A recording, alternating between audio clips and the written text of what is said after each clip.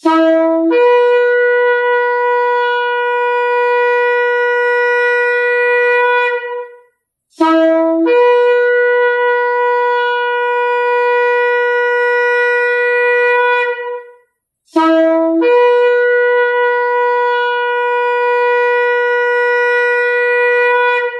RPK yang dikasihi Tuhan dimanapun Anda berada, Shalom Beshem Yeshua HaMashiach, salam sejahtera dalam nama Yeshua HaMashiach, dalam nama Tuhan Yesus Kristus Juru Selamat kita.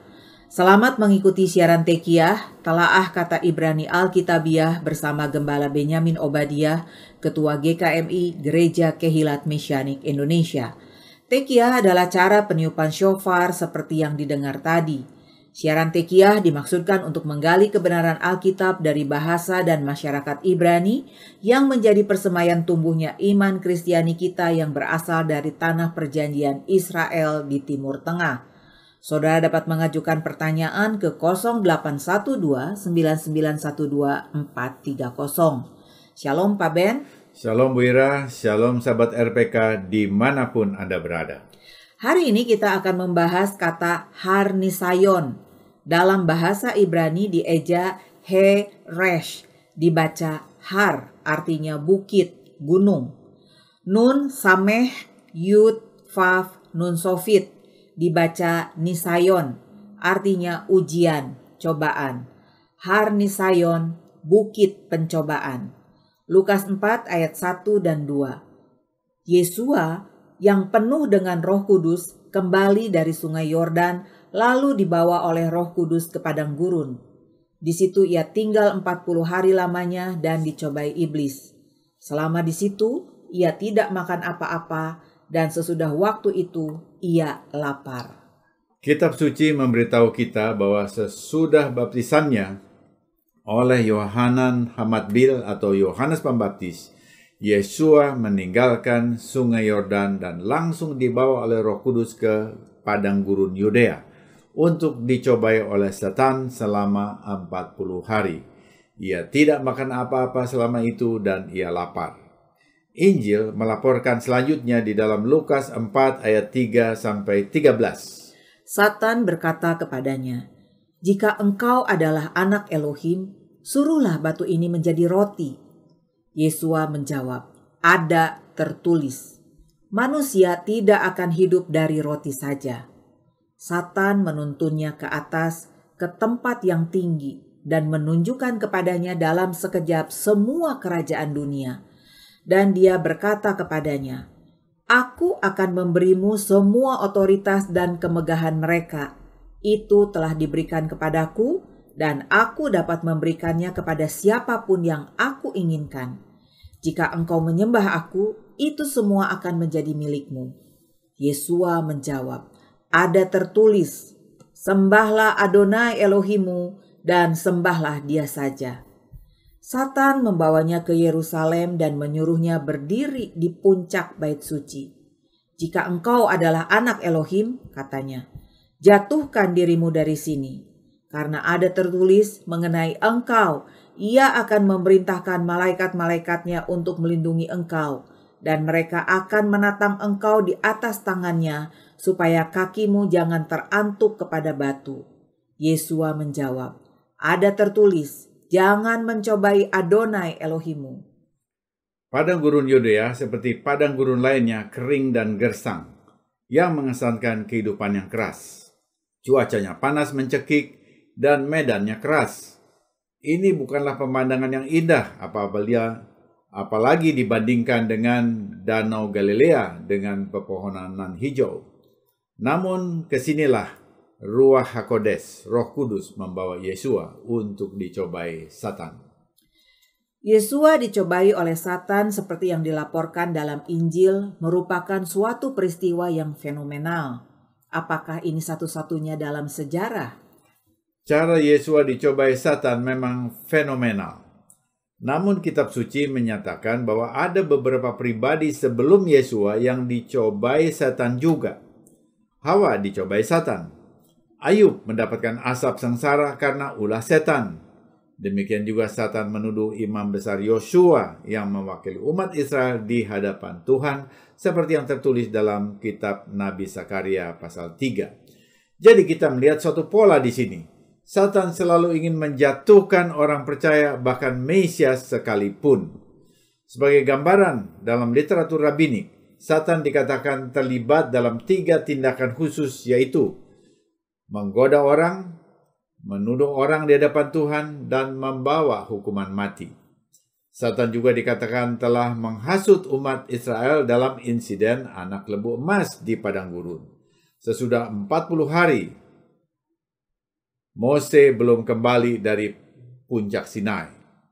Sejak pemberontakannya, sebelum dunia diciptakan, Satan selalu menentang rencana Tuhan. Bahkan ketika manusia pertama Adam diberi kuasa untuk mengatur bumi, Satan dalam wujud ular dengan kelicikannya mencobai dan menjatuhkan dia sehingga berbuat dosa. Ketika Mesias datang untuk melakukan misi penebusan dari perbudakan dosa, Satan pun datang secara langsung untuk menggagalkan misi Mesias Yeshua. Sebaliknya, Bapa Surgawi menggunakannya sebagai ujian untuk mempersiapkan dan menunjukkan keunggulan anaknya guna tujuan misi penebusan. Dari situs Tefilah Mikveh, pembenaman total di Sungai Yordan, Yesua dibawa ke lokasi pengujian yang kemungkinannya ada di padang gurun Yudea yang gersang. Ia berpuasa 40 hari, 40 malam. Ini terdengar seperti juga ia mengulangi pengalaman Mose dan Elia. Tetapi mengapa Roh Kudus sendiri yang justru membawa Yesua untuk dicobai Satan? Benar, ini dicatat dalam kitab suci agar setiap pembaca belajar dari proses ini. Sama seperti suatu produk baru. Sebelum dipasarkan, perlu diuji dulu untuk dibuktikan kualitasnya. Demikian juga tujuan Ruach Kodes membawa Yesua untuk dicobai, justru untuk menunjukkan kekuatannya. Ujian ini justru untuk memperkuat Yesua sebelum ia memulai pelayanannya di bumi. Hal yang sangat penting diperhatikan adalah bagaimana Yesua memadamkan panah-panah api pencobaan si jahat. Pencobaan atau ujian pertama berpusat pada klaim bahwa Yesua adalah anak Elohim. Saat Yesua keluar dari air di sungai Yordan, terdengar suara dari surga.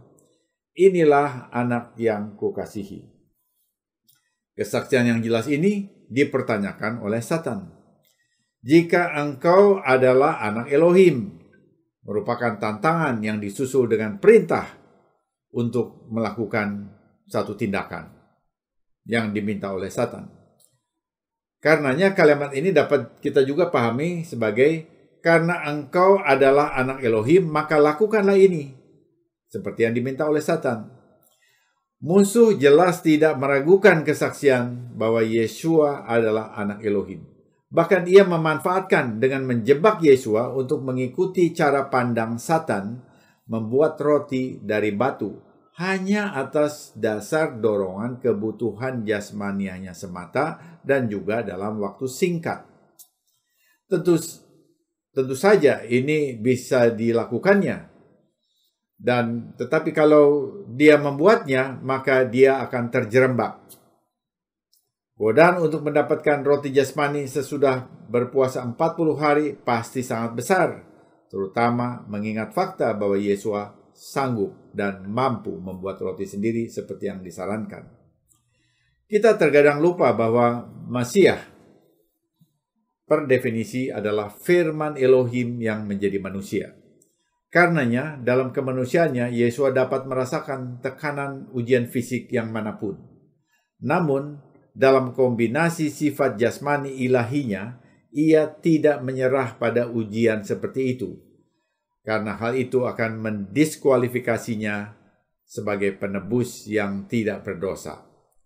Dengan pemahaman Torah yang baik, Yesua menjawab dengan wawasan rohani, bahwa manusia tidak hidup dari roti saja, tetapi juga dari segala yang diucapkan Tuhan, yang merupakan kutipan langsung dari Torah. Ulangan 8 ayat 3. Mesias harus sepenuhnya bergantung kepada Bapa Surgawi dan tidak menyerah pada desakan untuk menggunakan kekuatannya bagi tujuan sesaat yang mungkin bertentangan dengan kehendak Bapa. Gagal dalam pencobaan pertamanya terhadap Mesias, Satan segera beralih ke sudut pencobaan yang lain. Ini mengingatkan kita akan upaya Balak, Raja Moab, yang mengupah Bileam untuk mengutuki Israel. Setiap kali Bileam gagal mengutuki Israel, Balak membawanya ke tempat lain, ke sudut pandang lain untuk melihat keburukan Israel agar dapat dikutuki. Terhadap Yesua, Satan pun melakukan hal yang sama. Satan membawa Yesua ke tempat tertinggi di Bait Suci yang mengacu pada satu sudut di Bait Suci, tempat para imam membunyikan syofar untuk memanggil umat agar beribadah. Untuk menambah bobot godaan ini, si musuh bahkan mengutip Mazmur 91 ayat 11 yang menyatakan bahwa Tuhan akan memerintahkan malaikat-malaikatnya untuk menatang orang yang dikasihinya. Perhatikan ini dengan cermat dan sadari bahwa Satan pun mengetahui isi kitab suci, bahkan tidak segan mengutipnya di luar konteks dengan tujuan menyesatkan umat Tuhan. Hal ini masih terjadi sampai sekarang.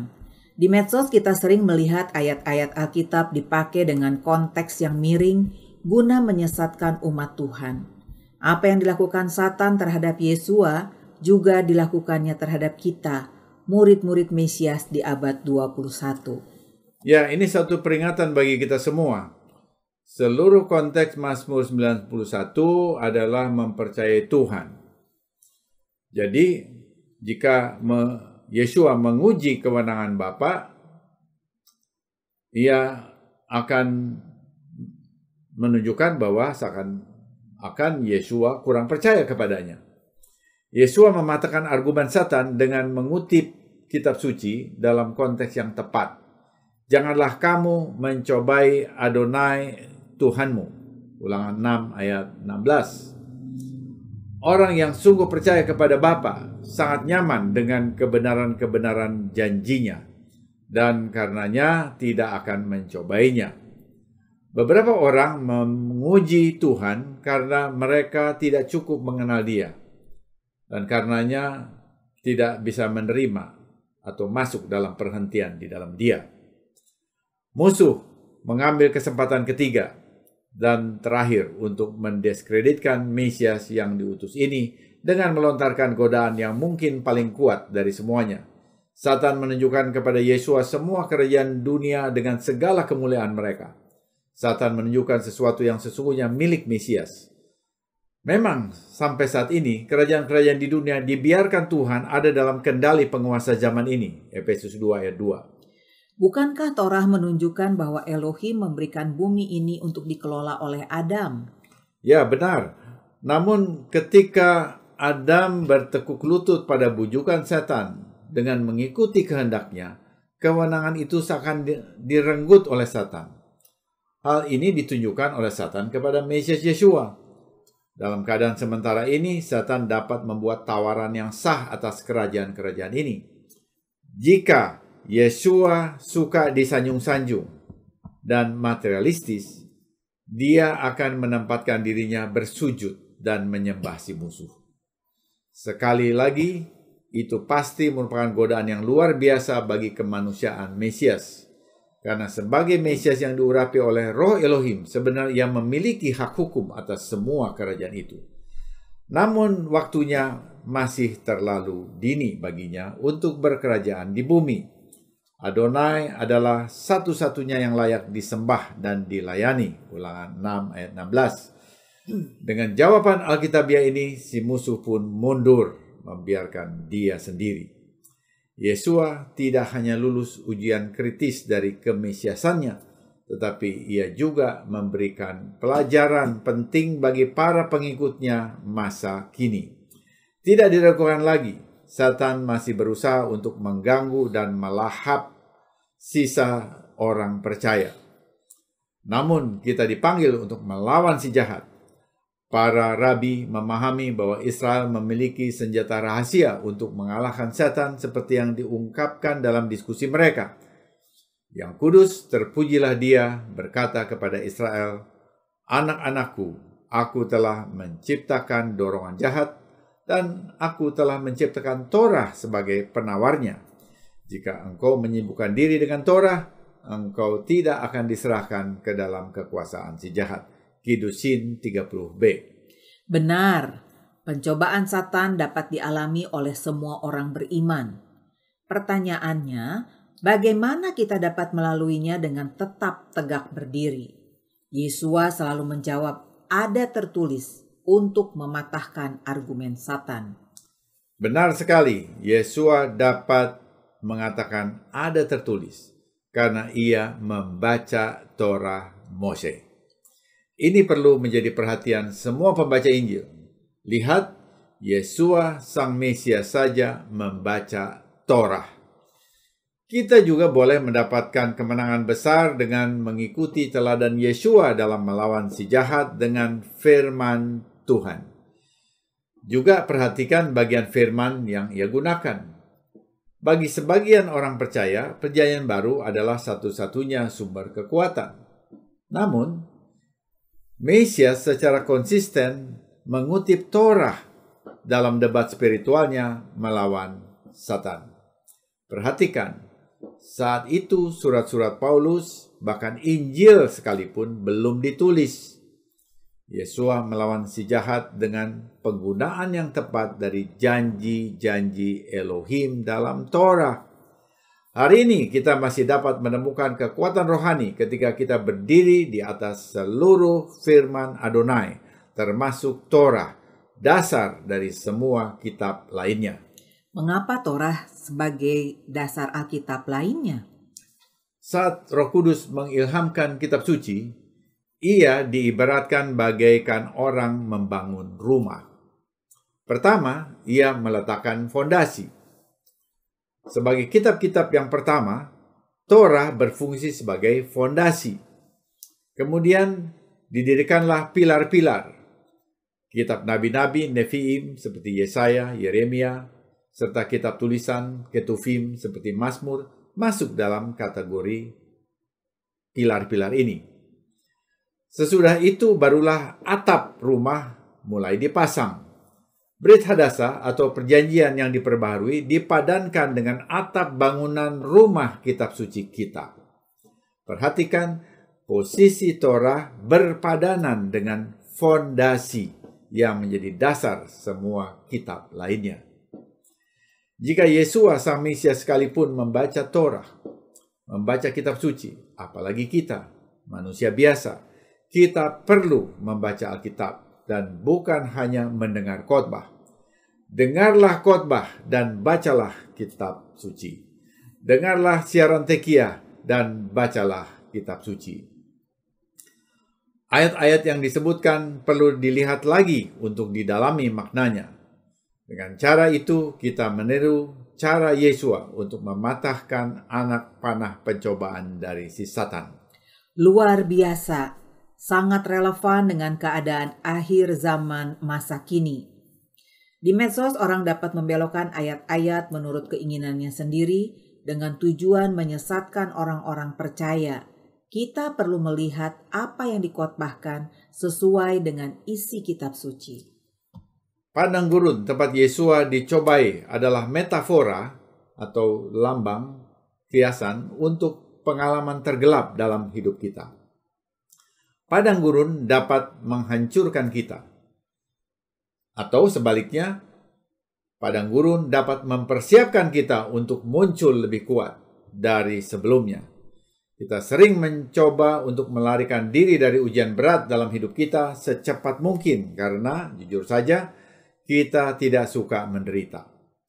Tetapi jika kita dapat menyadari bahwa ada tujuan yang mendalam dan abadi dari pencobaan yang kita alami, maka ini dapat memberi kita pengharapan bahwa penderitaan yang kita alami tidak pernah sia-sia seperti yang tertulis dalam Roma 8 ayat 28. Kita tahu bahwa dalam segala hal Tuhan turut bekerja untuk mendatangkan kebaikan kepada mereka yang mengasihi Dia, yaitu bagi mereka yang dipanggil sesuai dengan rencana Elohim. Adam pertama digoda setan dan jatuh. Yesua sebagai Adam yang akhir digoda setan namun menang. Satan mundur meninggalkan dia. Rabi Shaul melihat hal ini dan menulis, manusia pertama, Adam menjadi makhluk yang hidup.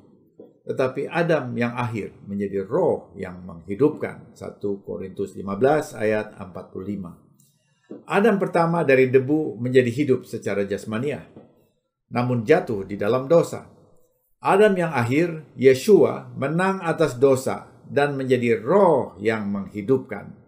Karena itu, kita yang ada di dalam Yeshua pun akan hidup dan menang terhadap dosa. Amin, haleluya. Sama seperti Yesua menghadapi godaan Satan dengan menyatakan ada tertulis. Dengan cara yang sama, kita, para murid Yesua, menanggapi si jahat dengan menyodorkan kebenaran firman Tuhan kepadanya. Di dalam Mesias Yesua, Bapa akan melengkapi, meneguhkan, menguatkan, dan mengokohkan kita. 1 Petrus 5 ayat 10. Di dalam Yesua, kita dapat merespon godaan Satan dengan mengatakan, "Pergilah ke belakangku, Satan." Matius 16 ayat 23. Aku lebih dari seorang pemenang karena Yesua Sang Mesias yang mengasihiku. Roma 8 ayat 37. Lawanlah iblis, maka ia akan lari daripadamu. Yakobus 4 ayat 7. Semoga siaran ini memberkati saudara. Informasi bagi saudara. Ibadah Syabat Ibrani Mesianik disiarkan secara live streaming di YouTube setiap Sabtu jam 10 waktu Indonesia Barat. Untuk mendengar ulang semua program Tekiah, kunjungi dan subscribe kanal Kehilat Mesianik di YouTube. Saudara yang dikasihi oleh Tuhan, Bapak Pendeta Benyamin Obadiah akan memimpin rombongan ziarah 9 hari ke Israel tanggal 6 sampai 14 November 2022. Pak Ben, apakah rombongan ini juga akan singgah di Bukit Pencobaan di Yeriko? Sudah dijadwalkan pada perjalanan hari ke-7. Ada 2 objek di Yeriko, yaitu Bukit Pencobaan dan juga pohon Sikamor Sakius.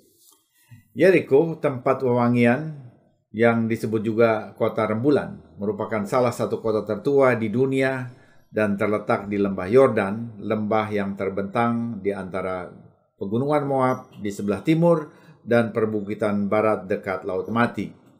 Mose naik ke Gunung Nebo dan melihat Yeriko. Di sini anak-anak Israel memasuki tanah perjanjian di bawah pimpinan Yosua. Tembok Yeriko diruntuhkan dengan kuasa Tuhan melalui iman. Sesudah dihancurkan, Yosua mengutuk pembangunan kembali kota itu agar hanya terjadi dengan syarat yang sangat berat. Yeriko juga disebut kota pohon korma. Elisa menyembuhkan mata air menjadi tawar di sini, dan Elia naik dalam angin badai di kawasan ini, di seberang sungai Yordan. Selama masa Herodes Agung, parfum yang berharga, parsimon dari pohon balsam dari sini dijual ke Roma dengan harga yang mahal. Yesua datang ke Yeriko berkali-kali bersama murid-muridnya seperti yang tercatat dalam Injil. Dia menyembuhkan 2 orang buta di sini, dan juga Yesua melihat Sakeus di pohon Sikamor dan bahkan singgah ke rumahnya. Pada program yang akan datang, kita akan membahas situs-situs lain yang akan dikunjungi oleh rombongan ini ke Eretz Israel, tanah perjanjian bagi umat Yahudi. Saudara, jangan lewatkan kesempatan untuk bersiarah bersama dengan Gembala Benyamin Obadiah, pengasuh Tekiah, Telaah Kata Ibrani Alkitabiah, yang akan menjelaskan aspek rohani dan budaya dari situs-situs yang dikunjungi, berpasangan dengan tour guide Yehudi yang paham sejarah dan geografi Israel. Dalam perkenan Adonai Elohim, rombongan ini dipastikan berangkat.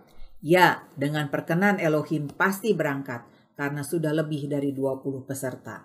Pak Ben, bagaimana mendapatkan rincian rencana perjalanan yang lengkap? Kunjungi situs Kehilat Mesianik di YouTube atau kirim WA pertanyaan saudara ke 0812 9912 430. Sekali lagi, hubungi 0812 9912 430.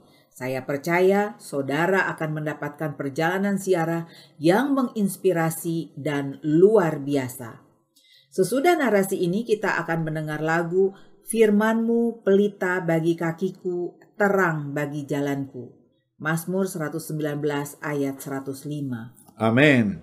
Selama kita dipimpin firman Tuhan, kita tak akan jatuh. Dia setia dan janjinya benar. Amin, amin. Tiba saatnya saya Penatua Ira Obadiah dan Gembala Benyamin Obadiah mohon diri dari ruang dengar saudara. Sampai jumpa pada siaran mendatang. Yesua keselamatanku, Torah kesukaanku, menuju kepenuhan bangsa-bangsa. Shalom, shalom.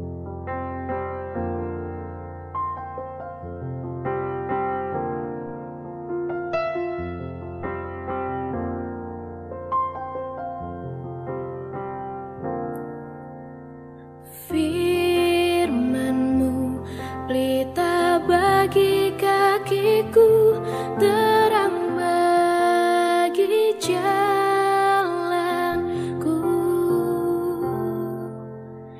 Firman-Mu pelita bagi kakiku, terang bagi jalanku.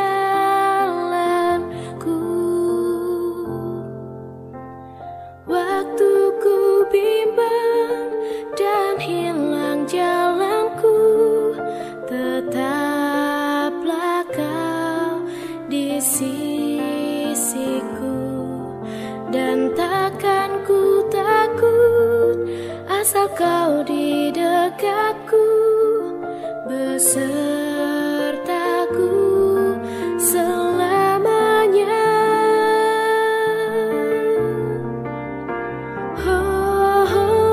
Firman-Mu pelita bagi kakiku,